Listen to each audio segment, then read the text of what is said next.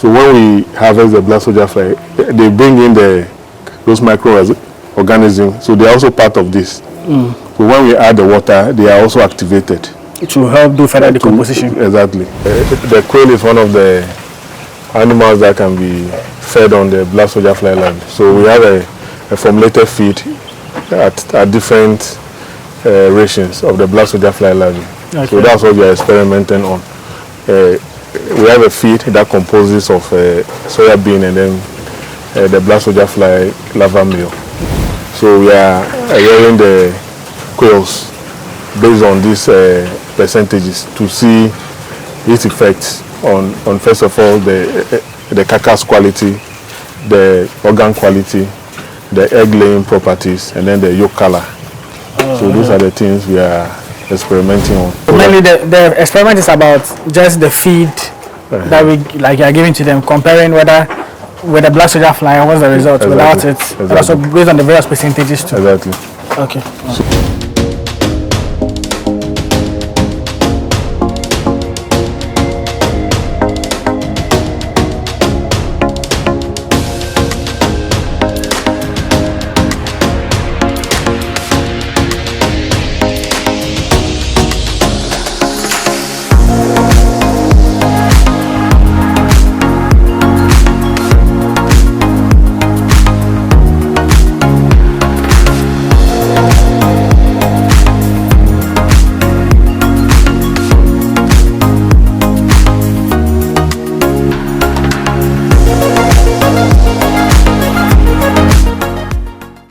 Okay, so welcome back to another exciting farming week in Ghana. This is the first time seeing me. I'm Charles. On this channel we talk about farming and agriculture here in Ghana. From our previous video, we had a nice conversation with Dr. Salom about his journey into farming, or being a doctor and entomologist, yes, and also being into black soldier fly production. In this video, we are here at the facility. He's here to take us around the facility to show us what they have, how they go about the black soldier fly production, and also some of the livestock they've tested the animals or the black soldier fly on, and the nutritional benefit and everything that comes with going into black soldier fly farming. So yeah, that's what this video is going to be focused on. But before we get into it, like, comment, share, and subscribe. The goal is to reach 100,000 subscribers before the middle of the year. So please, if you're watching this video, consider subscribing and let's hit this hallmark. And like the video so YouTube recommend it to other people to watch, be inspired, or also learn about black soldier fly production and also when it comes to agribusiness, agriculture here in Ghana. So yes, without much ado, let's jump right into it. So yes, Dr. Salom. So yes, finally in this video, I want you just to take us around your facility that you have in here. Show us what you do, maybe the various stages and everything that we need to know about the facility currently that we are on. Okay. So we are standing in front of Black Soldier Fly Technology Innovation Training Center.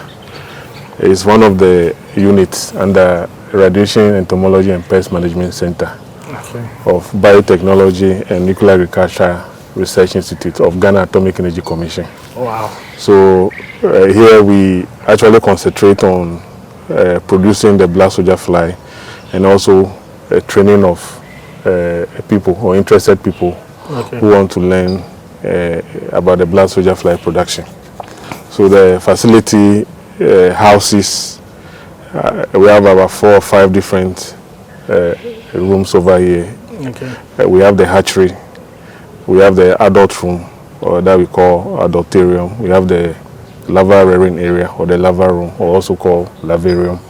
And then we have a small office, and then a conference room, or should I say, a place that we can do some small training for people inside the facility. Nice. This facility is just a modeled black soldier fly training facility, but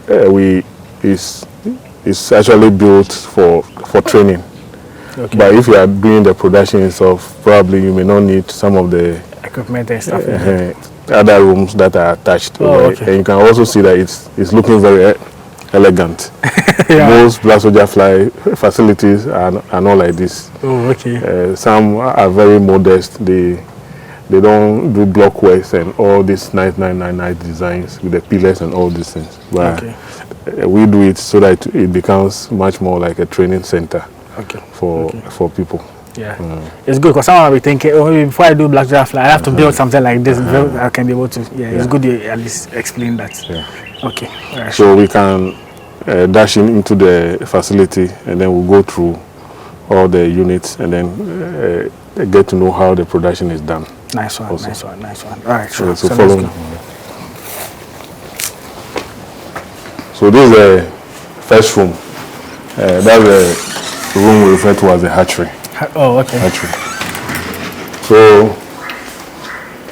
in the hatchery, just like any other animal production area, the eggs from the adult room or the eggs that are laid by the adults are brought over here.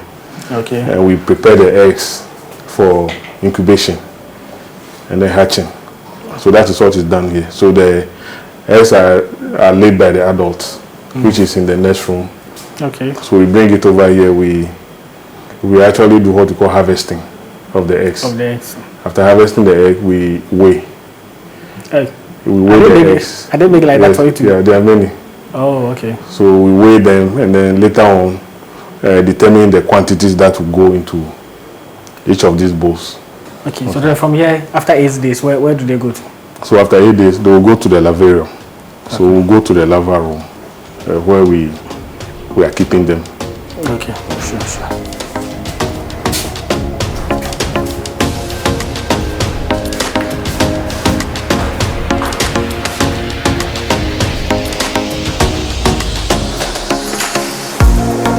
Okay, so this is the larva room, or technically referred to as the larvarium. Larvarium, okay. So basically here the young larvae are brought here to their grower.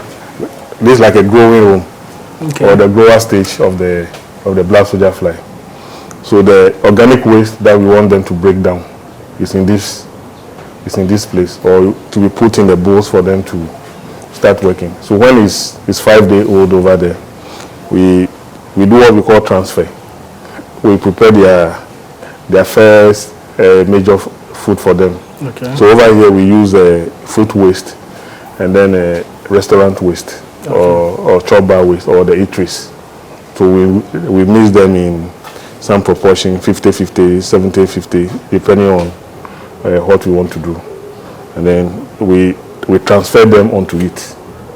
We don't pour the one they are on it. Okay. Before putting the substrate on it. Oh, okay. We rather put them on top of it. Okay. So that when you do that, if you do the reverse, it means you are putting the weight of whatever you are doing. It's as if you are exerting some pressure on them, on the young ones. So they are not used to receiving that kind of heavy load. But when you rather put them on top, they move out into the substrate, the new environment, and then they settle there and then start feeding. Okay. So that is what is done, and then we maintain them for about 14 days to 21 days over here. So this one, as I said, will go through the process and become the adult. Okay. Also, okay. So if we can go to the adult, yes, we can go to the adult, so that you see how the adults are also. I think we've learned a lot from this side alone. Okay. Let's check out the adults.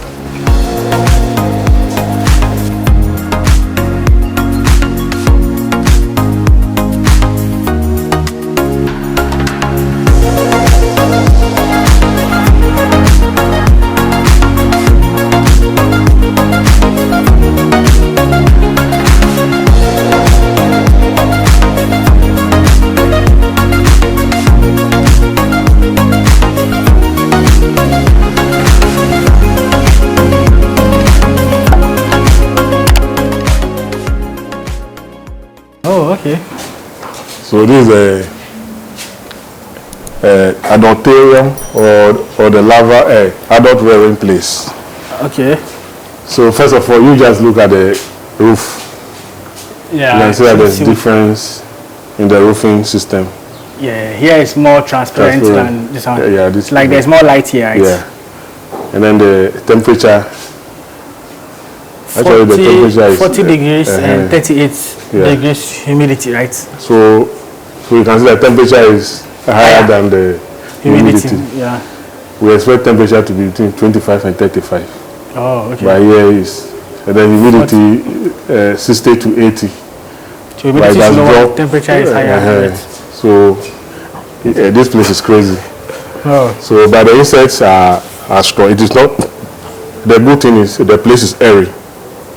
The good thing is airy, so it's also gives them that comfort to be able to keep thriving. And then we also periodically spread water on the floor, or we have water also inside the cage for them to also sip the water.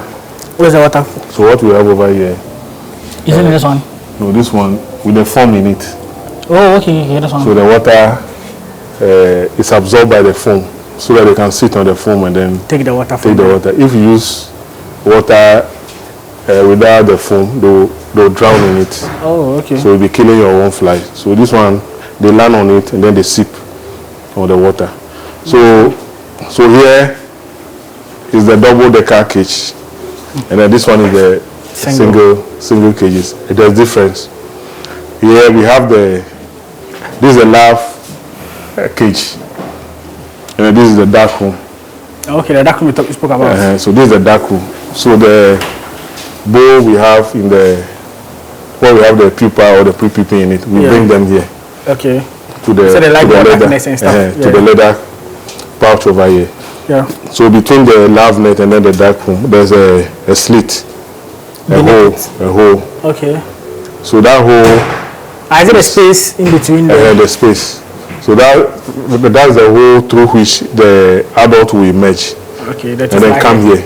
Okay. Because this one is lighted, or it has light, so they'll see the light from the darkness and then come to the light. But they won't go back to the darkness. They don't like that. Okay. Because they don't like the darkness. Makes sense. So, and this one also helps them. It's a cage, so it prevents them from escaping also.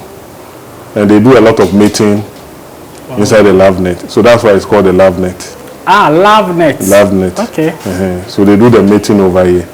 So if they mate in the air, they come down looking for a nesting site or egg laying site.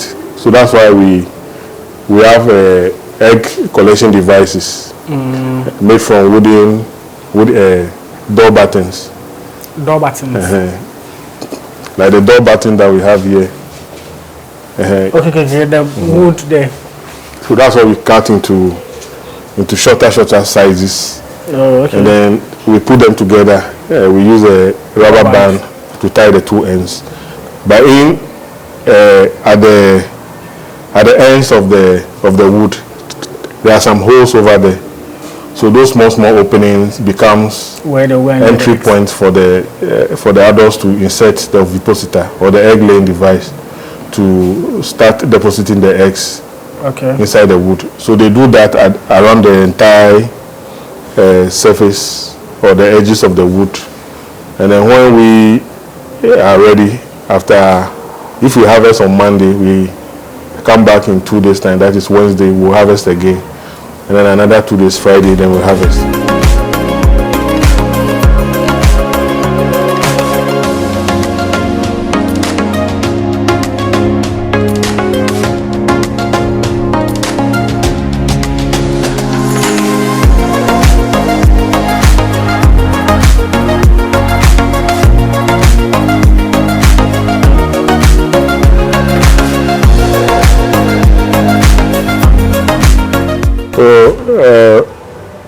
We've been talking about how the black soldier fly produce, how we get one of the product out of it.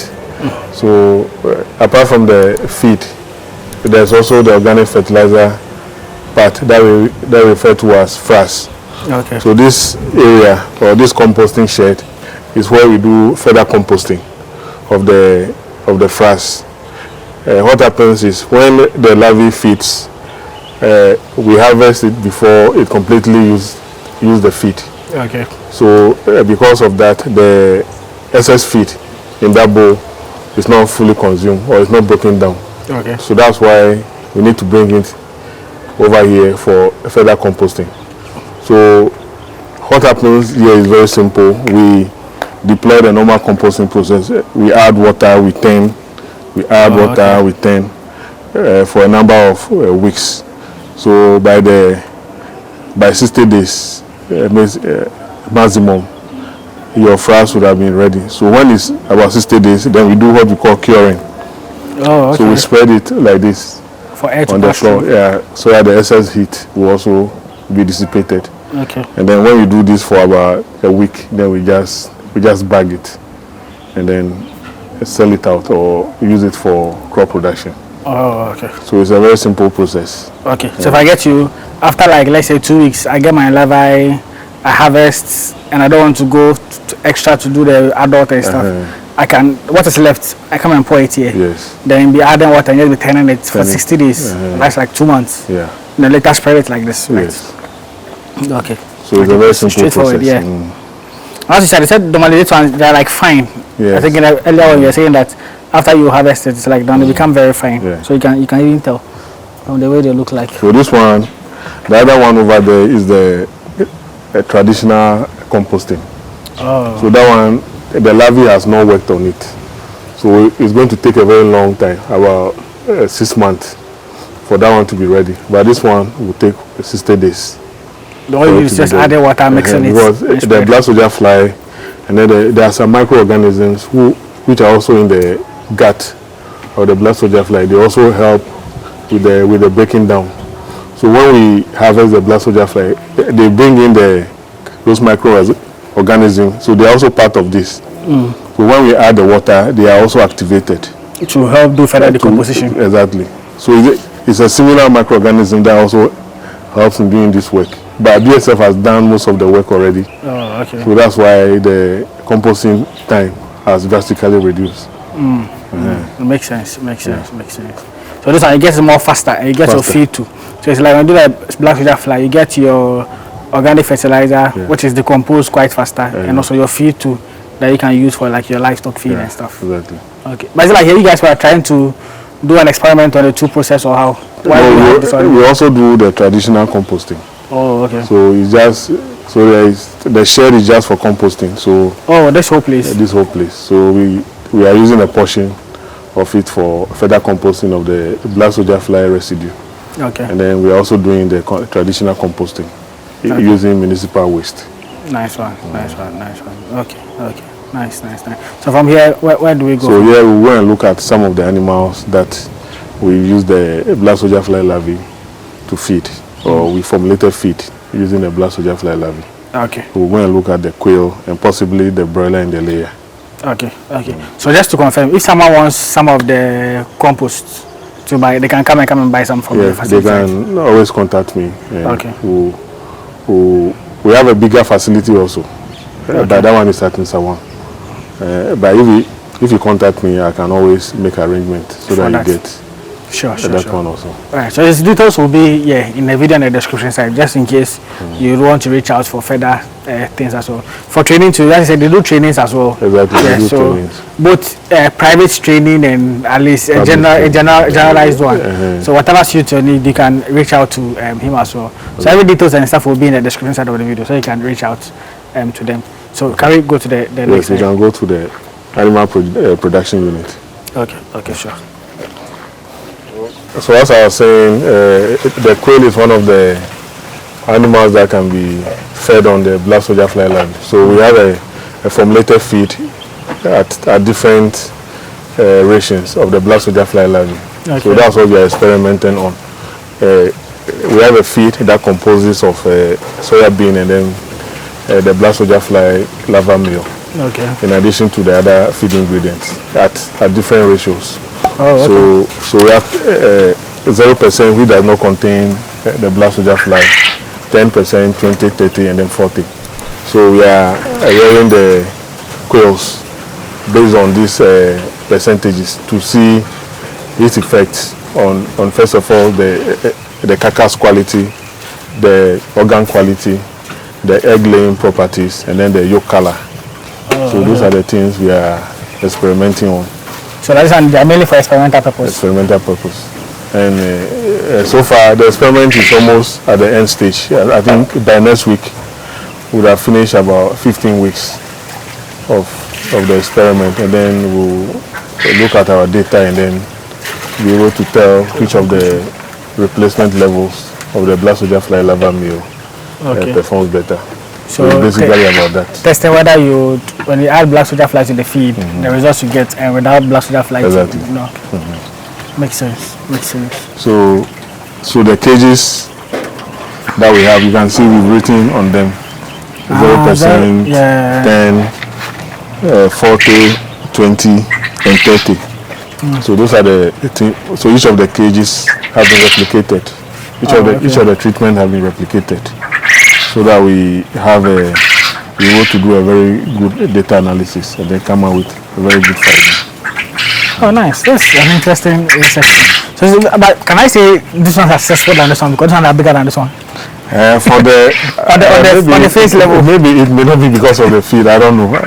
Naturally, they are going bigger because this is even 0% anyway.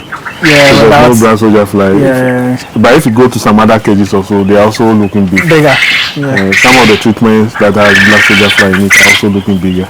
Okay. So unless we do when we come out with the carcass quality and then organ quality, that's when we can determine the final findings. The final things, not just by visually looking at the birds. Makes sense. Oh, but they are big. This is the first time I said. This is the first time I visited a quail farm. Seeing like quails in this, but these are mature quails, right? These are mature quails. They are 15 weeks. They are almost approaching 15 weeks. So they don't take long like the way the normal broilers. They started laying eggs around 6 to 7 weeks. So within 6 weeks, we started having our first egg laying. So you can see since that time till now, they've been laying. So about 9 weeks after that, almost 9 weeks after that, they've been laying.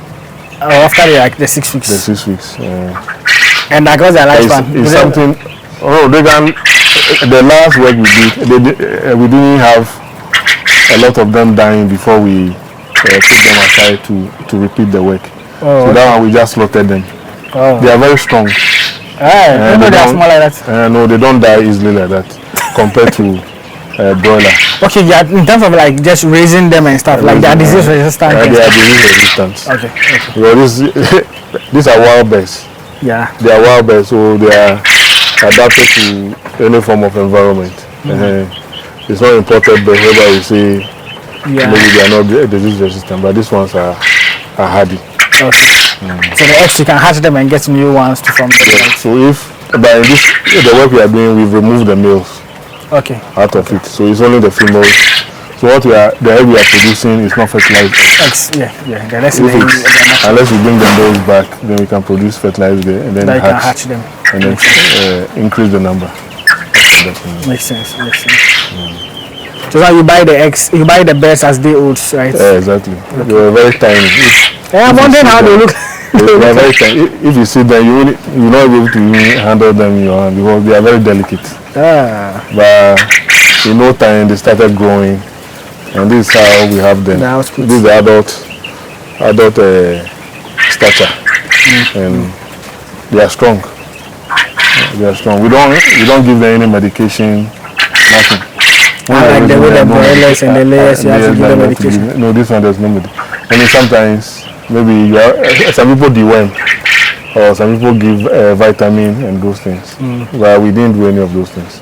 But it's not like you have to give them antibiotics and all those things. No, we don't give them antibiotics. So the eggs are by maybe classification organic. Yeah. So if you don't add chemical to the thing, it's organic. It's organic. So makes organic sense. eggs. Makes sense. Oh, nice to see quails.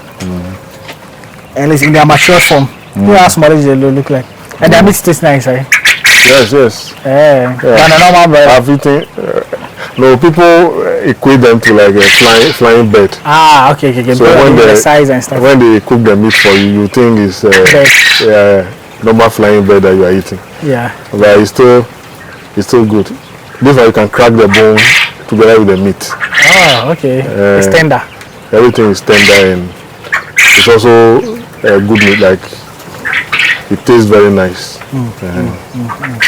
And the eggs too are quite good. Like they have a lot of nutritional benefits. Very nutritious egg with good quality parameters like the protein, the yolk quality, and all those things are very comparable to that of the layers also. Okay, okay, nice one. And even better than the layer eggs. In terms of like health benefits, right? Yeah. I understand those who have the diabetes and health conditions, they should go for the eggs. Yeah. I just wondering, the way they are small, it will be some way. So if instead of eating 2 eggs or 3 eggs, it's like 5, 6. You can eat, or you can crack about 6 or 7 to eat. If it is 10, there's nothing wrong. If you eat plenty eggs, we've been told in the past that egg gives you cholesterol, but right now it is no longer the. Yeah, they encourage you to eat more eggs. It gives cholesterol, but the cholesterol is good cholesterol. Yeah. It's high density lipoprotein, so it's still good cholesterol for us. So there's nothing wrong with consuming a lot of eggs. Even those who are in muscle building and all that, they need a lot of eggs. And this is some of the, they can crack a lot of these eggs and be eaten or be swallowing, and it helps in bodybuilding. Okay, and I guess they lay more eggs too. They lay eggs a lot. This one we collect about, I don't know if about 10 or 40 eggs a day. The eggs. Almost 100. Okay. Hey, almost 100 a day. Oh, and how many are they? You know, you've not counted the numbers. 100 is wow though. Means the eggs are a lot. I know they can find 8 eggs. So you get about three of the bowls per day. You have 30 eggs in a crate. In a crate or per bowl. So if you come, you can see one of them mating. But that place, you have the male and the female. Or it's only males? Only males. There is no exercising their masculinity. Yes. Oh, nice. So they lay frequently. So whenever you are rearing, you don't have any problem. You just to provide feed and water, and they will do the rest. They eat a normal feed too, like normal. And how much does the egg go for if I want to buy like a crate? So a crate of 30 goes for 25 cedis. Oh. Crate of 25 eggs. 30 eggs. Oh, that's goes for 25 cool. cedis. Oh. And like we said, the health benefit is there, so don't look at the cost per se. What we are getting with 25 cedis is very good. It's more healthier. Oh, if there's some, I'll buy some. Yeah, there's some there. Okay, sure. I'll buy some in Tokum. Just try it and see. Yeah. Okay. So that's for the quail. The quails are lively. You can see them, they are very active. Flying around, making their usual sound. So maybe if you go to the wild and then one day you hear this sound, maybe it is some quail that is in the wild. Yeah, making those noises. But it's difficult to see them. As well as there, it's difficult. They are very active. Like very fast too. Fast. So sometimes when we are attending to them, some of them when they come out, before you realize they run away. They don't fly. They fly. Fly well, even though they are like this, they can see them flying. Oh, okay. So it's difficult to catch them back. Okay. This is the one they call in tree okukusichi or something, or how do they call it? Even the revenue from here. There's a tree name for it. I've forgotten. But it's like okukusichi or something. Then they have a name for it. They are like, I think this one. Sure. So where do we go from here? So we'll go and see the broiler and the layer. Okay. Sure. Let's go. So welcome to the broiler and the layer section also, as part of the poultry that we raise using the black soldier fly larvae. So here, as you can see, most of the setup is in experimental cages. Yeah, I really said that. There's like, this is very different from the normal poultry. So I see. It's just an experimental setup, but usually people don't raise broilers and then layers like this. But we are doing an experiment. But the layer one, we've ended the work like last 2 years, 2024. Okay. But this one we also ended this one about 3 weeks ago. That's the broilers, right? The broilers, and they are still in their cages. So just like the quail, they are also in that percentages: 0, 10, 20, 30, 40. and then they are in their different cages, and we give them the black soldier fly formulated feed at different ratios also. Okay. Also again. Yeah. So you can walk in. So mainly the experiment is about just the feed that we like are giving to them, comparing whether with the black soldier fly and what's the result without it. And also based on the various percentages too. Exactly. Okay. So that will, when we give them the black soldier fly formulated feed or the ones without the black soldier fly, we are going to be doing a lot of analysis. We will look at the effect of it on the organs. So how does the liver looks like, or how the weight of the liver, the weight of the kidney, the weight of the heart, the weight of the lungs, we determine also that. And then we also look at the carcass quality, the different part of the animal, the breast, the legs, the back, and all those. How big or improve the development. So it's the weight that will determine the quality also.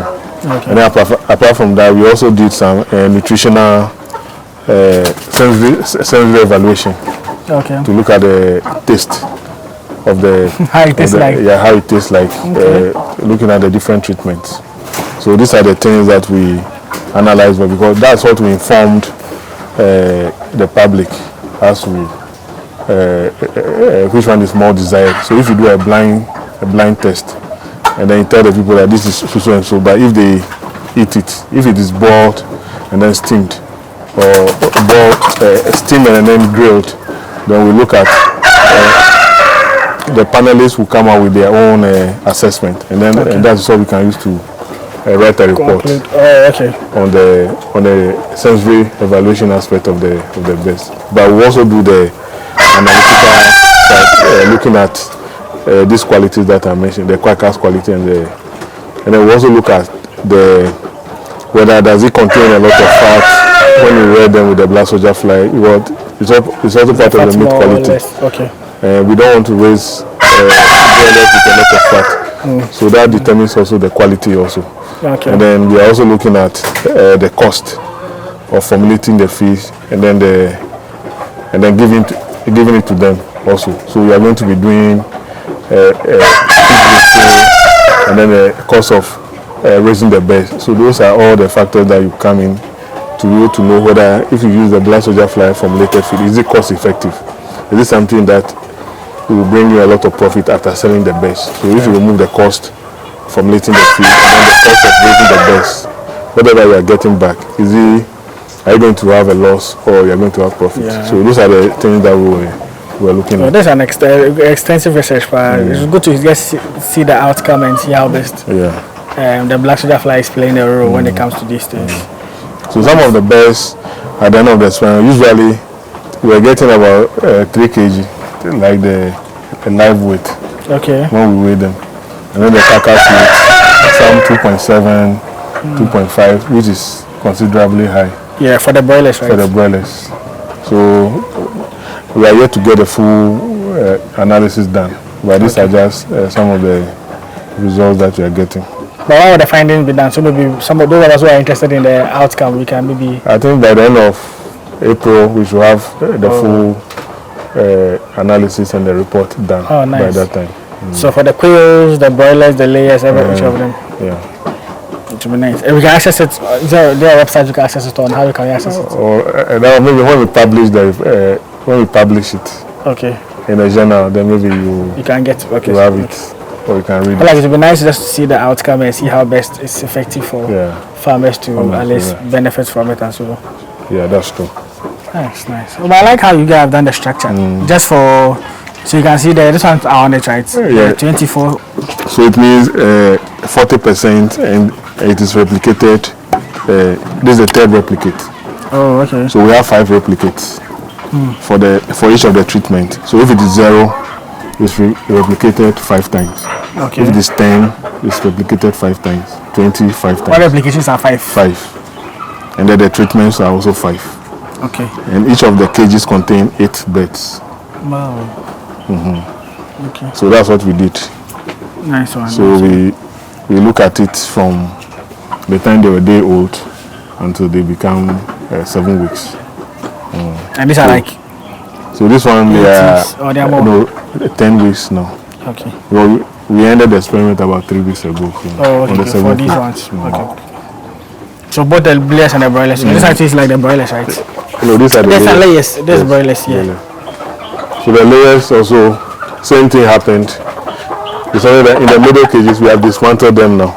We dismantled the middle. Okay, there was a middle one. And there were some demarcations. Oh, okay. Ah, okay, yeah.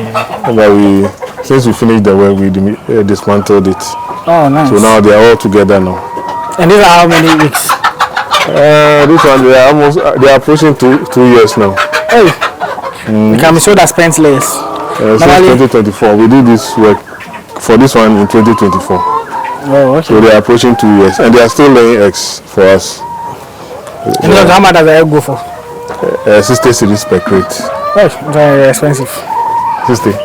But yeah, that's how you farm gets price. If you go to other places, the 80 cedis and still. That one there, I know. Yeah. These buckets too many. And the eggs are quite big also. Oh, okay. The eggs are quite big. So that they finish all the food. We are waiting for the next batch. Nice. Well, I've never seen a structure like this. What you said, it's an experiment, so that's how it was built this way. Just to. So usually it will be in a like a general open space. The open space we have at the back. Yeah. Then but these numbers to also not. I think they are about 150 birds now. So that's the layers, right? Some died. We're having about 200, but some died. Mortalities and stuff. Makes sense. For the layers. Okay. That is nice.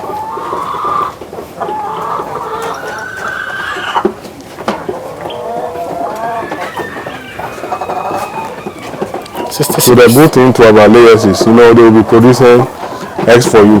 And if it's about eggs, people buy more eggs than the broiler. I mean the broiler. There's more market. There's more market for eggs than the broiler is just occasional thing.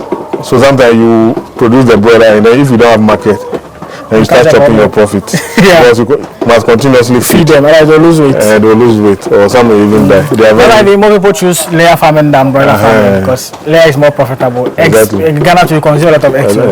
It's like a normal thing. So that's it. Okay. But this cockerel is big. What was you doing here? Is it to mate them or what? So we brought it in to come and mate with the That's right. So that we can get fertilized egg. We do a small incubation. We have a small incubator, so we hatch the eggs in order to produce more of the chicks also. Okay. So that's why we brought it here. There are about two more or three. Yeah, 3 at the back there. They too are hungry. So we've been alternating. If we bring one of the males there, then we after a number of people we think about then bring another male. This one alone cannot be enjoying all the time. Another set has to come. But it's huge. It's really huge. Yeah. People wanted to slaughter it, but I said let them should be doing the work. Should be doing the work. It's really huge. But it's enjoying. That's like 4 females. That's nice. 4 females. That's nice. If you put it here, Anna, you see how you'll be fertilizing all the eggs over the way it's big, you see that here to be doing the job very strong. So those are the remaining ones. There. Nice one. So yeah, I think this is the final stage, right? Exactly. This is the final stage of the entire process. Yeah. Thank you for having us. Unless if there's a final message you have for my viewers watching us, what would that be? So the final stage, the final point is we are promoting the black soldier fly technology. So we want it to get to everybody, especially our farmers, so that at the end of the day they will get profit out of it. So they should contact us. Any form of training that they need in connection with the black soldier fly, they can always approach us. Our fees are not so expensive, and then the knowledge that we impart to you, when you use it, at the end of the day, you are going to derive a lot more benefits. So you have value for your money when you contact us. We've been doing this for a long time, and we are the expert in it. And we are the pioneers also. We are the one who started it in Ghana here. So it is. We are rest assured that all the the nitty-gritties, all the knowledge that you need, you can always get it from us. Yeah. And we will also advise you as to how to commercialize it and then make a business out of it. Nice one, nice one, nice one. As I said, there is like a proper training center for black soldier fly. So if you are watching and you're interested in learning more about it, and because the day research, you know how best is helping with livestock like birds and quails and other things. So you can see that yes, a proper training facility that if you need more training and education, you can come. And yeah, Dr. Salam himself will be here to take you through the training, guide you on what you need to do, and everything that you need to know when it comes to the black soldier fly as well. And also, we want to thank Charles and the team for also, coming around to give us this exposure, and we really are appreciative of the opportunity for us to also bring out this to the viewers. Thank you very much. And thanks for having us too, Alice. Alice, opening your doors, taking time. No, normally don't work on Saturdays, but when I spoke to him, he was like, "Oh, you'll find a Saturday for us to come, so we can all do it." And Alice has given us his time today, taking us around, teach us a little also more about the black soldier fly. Honestly, I've gotten more knowledge now than I used to know about black soldier fly, and it's nice to at least know that this is like an actual training facility where you guys are experimenting, seeing the output that comes with it, which is very good. So yes, if you guys want training and anything, you can reach out to him. His contact and everything will be in the description side. Any question that you feel like in the course of it I didn't ask that you don't want to ask to, just ask in the comment section. He might be there to answer. His contact will be there. You can call him to ask those questions, and anything you need, you can also come around and have a look at what they have here at the facility here at the Ghana Atomic Energy Commission as well. So yes, this will close out the video. I believe we've learned a thing or two from it as well. With the technical terms, you've picked something. Let me know what thing you learned in the whole video about black soldier fly and about me moving around in the comment section. What key thing you think you learned? For me, maybe it will be the killing it, as you said, because I was wondering the way how you kill it after like the 14 days. But I said you boil them, you boil them, dip them in water. Then later it goes to a whole process for you to like dry and get the final product as well. Let me know what you also think. You also learned in the course of the video, and with the technical terms to what you also picked as well. Because what technical terms did I even pick? I think you mentioned the wastes. I also don't say waste, but like what is left. They had a name for it. Frass, yes. That's after you harvest them and like you dip it. That's the frass. And so some other few technical terms that at least I would also really watch to also learn from. So yes, like this video so you should recommend to other viewers. Subscribe to the channel so we go together. The goal is to reach 100,000 subscribers before the middle of the year. So please, if you are watching this video, you have enjoyed it, kindly consider subscribing and be part of this awesome family. And share to a friend or colleague who's into poultry farming or livestock farming, complain about the cost of feed, that they can also try some of these inputs to also help reduce the feed that the amount they spend on feed for their birds as well. And I'll see you guys in the next one. Peace out.